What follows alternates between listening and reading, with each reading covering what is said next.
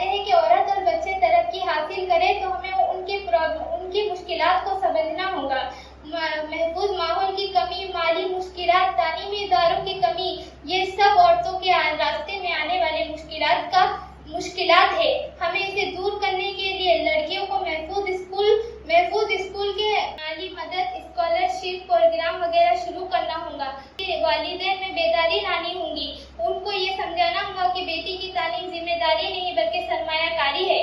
اگر ہم ہمارے علاقے کے خواتین کی تعلیمی مراکز کو اسکالرشپ، مینٹرشپ وغیرہ پروگرام شروع کریں گے تو ہمارے لاکھوں لڑکیاں اس کا فائدہ اٹھا کے تعلیم حاصل کر سکتی ہے۔